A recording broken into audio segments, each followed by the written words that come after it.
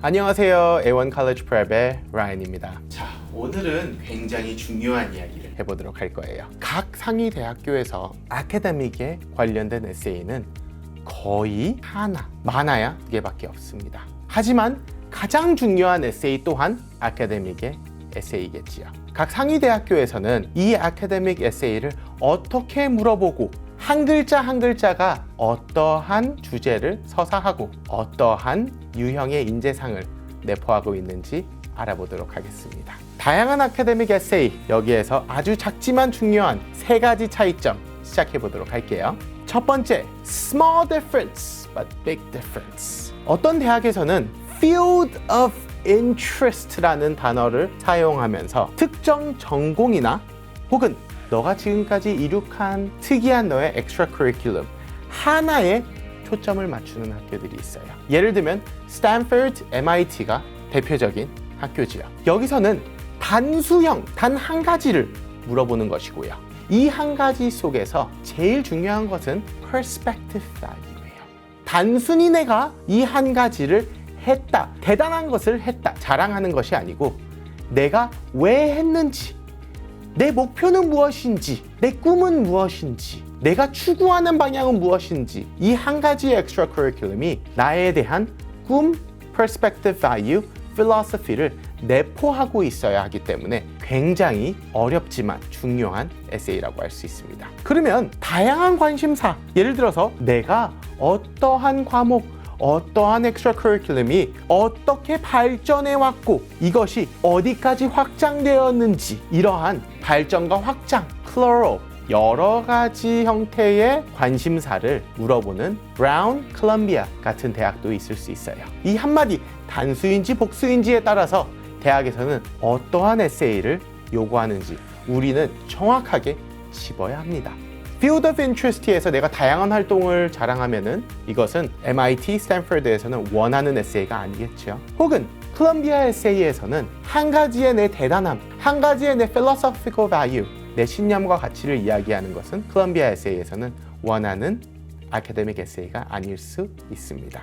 두 번째, 내가 전공하는 이 전공의 이유 다르게 나와야 한다. 예를 들어서 하버드 같은 경우에는 내가 왜 이 전공을 가는지에 대한 purpose 기반으로 나 이 전공 이후에 나 이러한 삶을 살고 내 목표와 꿈은 이렇기 때문에 난 하버드라는 학교를 이렇게 활용할 거야, 이러한 에세이를 원한다면, 유펜 같은 경우에는 내가 이 학교의 커리큘럼을 기반으로 나는 이러한 다양한 공부를 유펜을 통해서 하고 싶어, 이러한 에세이를 아카데믹 에세이에서 요하고 있습니다. 세 번째, academic curiosity. 이것도 다르게 표현되어야 한다. 자, computer science major, 공대의 major, 그리고 의대라고 하면 저는 BSMD를 얘기하는 거예요. 여기에서는 반드시 내가 이 전공을 왜 선택하고, 관심사에서 끝나는 게 아니고 내가 어떻게 이 전공을 선택해왔는지의 과정, 어떻게 내가 확신을 가졌는지의 과정, 그리고 직간접적으로 내가 이 excellence factor에 어떠한 스토리가 있는지에 대한 과정을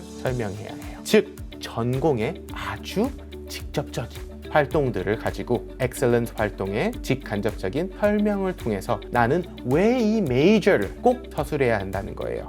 하지만 AI, Tech and Ethics, 지놈, 바이오에서도 생명공학, Psychology, Neurology, 요새 인기 많은 과목들이죠. 이러한 전공들의 선택 시에서는 우리가 꼭 어떠한 전공, 내가 왜 이 전공을 선택했냐보다도 나는 어떤 주제의 연구를 하고 싶고 이 주제에 어떠한 흥미를 느끼고 있는지 내 지적 호기심을 증명해야 합니다. 꼭 이과 과목, STEM 과목이 아니어도 Political Science, International Relations, 이러한 과목들도 내 지적 호기심의 증명이 전공보다 중요하다는 것.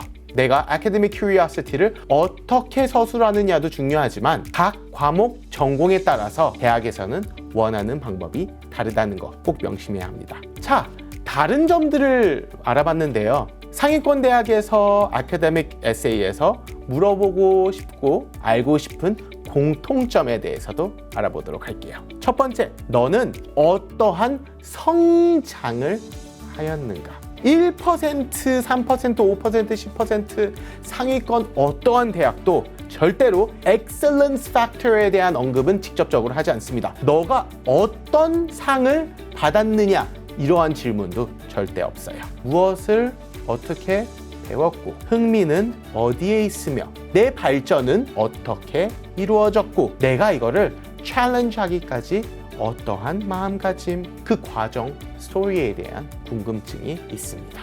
두 번째, 0.1%, 1% 학교와 8%, 10% 학교의 차이점은 무엇일까요? 단순히 더 우수한 학과 점수? 제가 봤을 때는 탑 10%도 워낙 높은 학교이기 때문에 학과적인 차이점은 그렇게 크지 않아요. GPA, SAT 거의 비슷해요. SAT 2개 해봤자 4, 5문제 차이, GPA 해봤자 0.1, 0.2 이상 차이 안 나요. 하지만 What excites you? 너는 어디에 흥미를 느껴?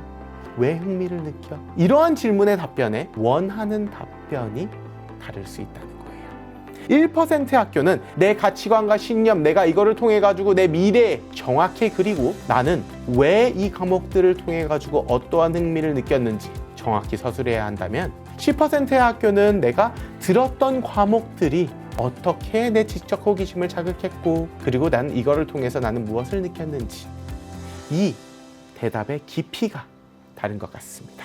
그렇기 때문에 이런 1% 학교들이 힘든 것이지 단순히 academic value 혹은 GPA, SAT 때문에 이 학교들이 더 치열한 것은 아니라고 생각해요. 세 번째, academic essay에서 가장 중요한 단어 제가 100번 강조하고 또 강조할 단어는 excitement와 curiosity입니다. academic essay에서 정말 가장 핫한 단어일 거예요. 제가 아까 이야기한 것처럼 대학에서 이 두 가지 단어를 썼다는 것은 다른 에세이를 기대하고 있다는 거예요. excitement는 내가 어떤 경험이 너무너무 좋아가지고 잠도 못 이루고 내가 왜 이게 이렇게 신나는지 그러니까 aftermath effect에 대해서 설명을 해야 돼요. 내가 이 정도로 신이 나를 강조하는 거예요. 하지만 curiosity는 너무너무 궁금하고 처음이니까 잘 못하고 모를 수 있는데 궁금하기 때문에 내가 계속 탐구하고 싶은 그 마음을 설명하는 거죠. 어떻게 보면 동의어라고 생각할 수 있지만 이 한마디 excitement, curiosity에 따라서 대학이 원하는 academic essay의 스토리는 정말 다른 방향이 될 수도 있습니다. 저희가 이제 이런 excitement, curiosity뿐만 아니라 다양한 키워드가 있습니다. 이 키워드를 잘못 해석해가지고 학생들이 공통적으로 잘못 혹은 실수를 에세이에서 범하는 대표적인 실수의 예시들에 대해서 살펴보도록 하지요. 첫 번째, 모든 학교의 질문이 비슷하게 느껴질 수 있어요. What excites you? What is your academic curiosity? 뭐 어떻게 보면은 비슷한 뜻이라고 해석할 수 있죠. 그렇기 때문에 우리가 그대로 베껴서 학교 이름만 바꿔가지고 copy and paste 하는 경우가 있어요. 이러한 경우는 내가 하나의 학교라도 더 지원하기 위해서 혹시 모르잖아 운이 좋아서 합격할 수도 있기 때문에 우리의 컬리지의 개수를 늘리기 위해서 이러한 활동들을 자주 하는데요. 대학에서 한마디 한마디는 정말 심사숙고해서 정말 중요하게 선정하고 대학에서는 원하는 에세이의 유형이 원하는 답이 있습니다. 그냥 커피 페이스트해서 이름만 바꾼다고 운이 좋다고 합격이 되는 경우는 거의 본 적이 없습니다. 두 번째, 1차원적인 답변 혹은 과거 경험에서 끝나는 경우. 내가 어렸을 때부터 아빠 치과 놀러 가면서 신기한 기구들을 만지다가 나 이 기구 직접 다루고 싶어. 그래서 치과 의사. 그래서 난 의사가 될 거야. 사실 좋은 흑 아닙니다. 어렸을 때 할머니가 너무 아파가지고 병원에 입원했는데 나는 거기서 너무너무 무기력하게 알아들을 수 없었어. 알고 싶었어. 그래서 나 의사 되기로 했어. 생각보다 굉장히 많이 보는 흑인데요. 이것 또한 1차원적인 답변이에요. 나 바이오가 좋아서 의대 가기로 했어. 나 케미스트리가 좋아서 의대 가기로 했어. 나 레고 너무너무 어렸을 때부터 좋아했어. 로보틱스 많이 했어. 그래서 나 공대 갈 거야. 이런 거 다 1차원적인 답변이에요. 또한 많은 학생들이 과거의 경험에서 끝나는 경우도 많아요. 대학이 과연 초등학교, 중학교 때의 경험이 궁금할까요? 대학에서는 현재 완료 혹은 미래형의 에세이를 좋아합니다. 나는 이러이러한 활동들을 통해서 이러한 것을 하고 싶어요. 나 옛날부터 이거를 해왔고 지금도 하고 있어요. 이러한 현재형, 미래형, 현재 완료형, 이러한 시제를 활용하는 것이 좋은 에세이를 쓸 때 꼭 확인해야 할 팁이라고 생각해요. 대학에서는 과거형, 중학교 때, 초등학교 때의 경험보다는 현재, 그리고 현재 완료, 미래형의 시제로 나를 표현해야 합니다. 과연 대학이 옛날의 나의 모습에서 그친 스토리를 좋아할까요? 대학에서는 내가 지금까지 했던 스토리, 내가 지금까지 했던 활동들의 연계성을 통해서 미래의 나는 이러한 모습을 바라보고 있다. 이러한 스토리를 좋아합니다. 대학 에세이에서 시제, 정말 중요하다는 거 우리는 꼭 알고 넘어갔으면 좋겠습니다.